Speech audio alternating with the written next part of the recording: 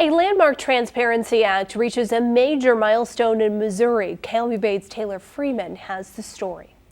50 years ago today, on August 9th, 1973, Sunshine came to Missouri government. Known as the Open Records Act or the Sunshine Law, it gives people the right to attend government meetings and demand government records. It was a bipartisan reform effort sponsored by Democrat Senator William Kaysen and signed into law by then-Governor Kit Bond. But today, 50 years on, advocates worry that the once simple call for openness is being amended into irrelevance. So here's the original law starting there, going 1 page and a half a page, and that's it. That's all that the original Sunshine Law was. This is the Sunshine Bill, as it was passed back in 1973, 50 years ago.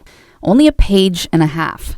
Journalist Phil Brooks was there and provided advice to lawmakers who asked for it. I told Harold Volkmer, keep it simple, short, simple language that citizen members of boards and commissions and legislative committees could understand. Back in 1973, citizens were calling for transparency in government in response to the Watergate scandal, which would force President Nixon out of office the following year. But there was still pushback from lawmakers, some trying to ban visitors and journalists from even taking notes.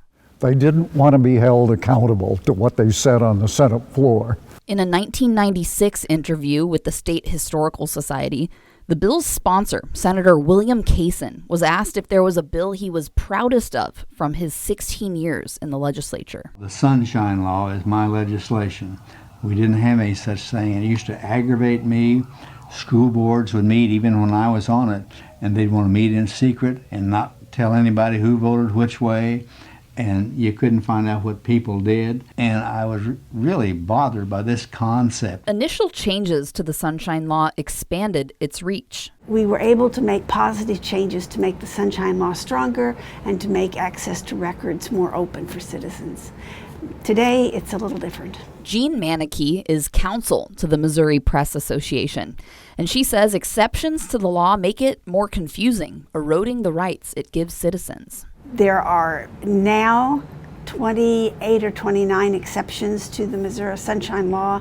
My frustration right now with the Sunshine Law is that a bill that originally passed a law that was just a page and a half, less than a page and a half in length, is now more than 30 pages in length with all sorts of amendments providing exceptions. Many citizens today take the sunshine in government for granted. Why should the average person care about the Sunshine Law? It depends on if they want to know what is going on around them.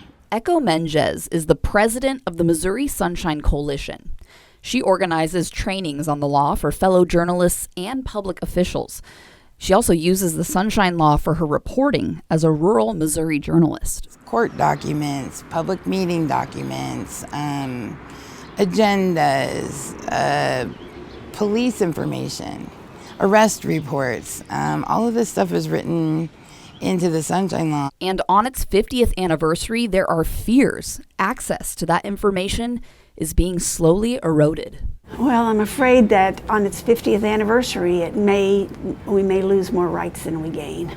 Every session, lawmakers tried to add more exceptions to the Sunshine Law. We have fought for the last 3-4 years efforts by the state legislature to tighten up what is made publicly available under the Sunshine Law.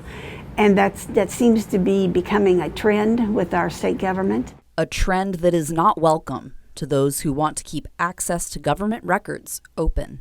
I think general public needs to be more demanding of their public leaders for transparency. The law alone doesn't provide that kind of transparency.